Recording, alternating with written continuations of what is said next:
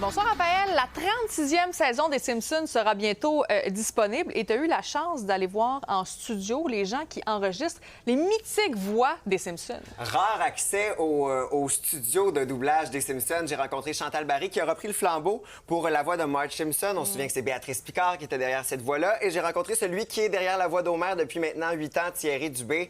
Et je leur demandais, ça change quoi que les Simpsons soient doublés au Québec? Parce qu'on sait qu'il a failli pas avoir cette 36e saison des Simpsons doublée chez nous. Heureusement qu'il y a eu cette entente entre Bell Media et Disney. Pourquoi c'est important que ce soit doublé par des Québécois, des gens de chez nous, les Simpsons? Mais c'est tellement adapté ici avec nos vedettes, nos politiciens, notre façon de parler. Homer... Identitairement, c'est nous. Homer puis Marge, là, c'est des Québécois moyens.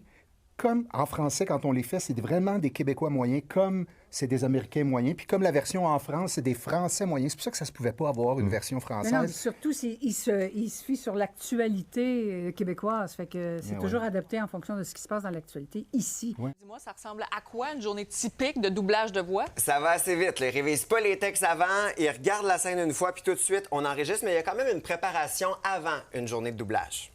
C'est plutôt l'hydratation, puis il faut que ce soit doux pour les cordes vocales. C'est plutôt ça, l'hydratation, mais tu fais pas... Moi, c'est de l'inspiration.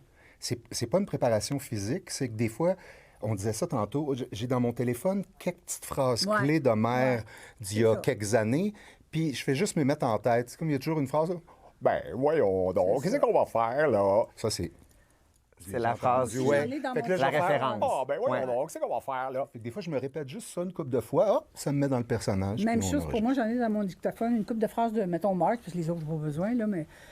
puis en auto, en m'en venant, là, je l'écoute 2-3 fois.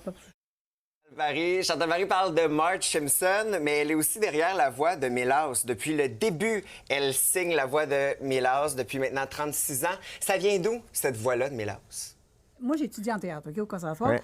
Les diphtongues, c'est quand tu t'allonges. Puis c'est tout ce qu'il fallait pas faire quand tu fais jouer un classique ou, tu sais, j'ai étudié en théâtre. Tu parles. Fait que là, ça, c'était tous les défauts qu'il fallait corriger quand tu étudies en théâtre. Fait que moi, j'ai pu me servir de ces défauts-là pour... Ça, c'est votre idée? Oui. Elle avait auditionné d'abord pour la voix de Bart Simpson et finalement, on lui a donné la voix de Milhouse. Ça fait 36 ans d'amour entre les deux, puis 36e saison des Simpsons. Mais sur The quelle Voice of histoire! Crave cet Merci automne. beaucoup!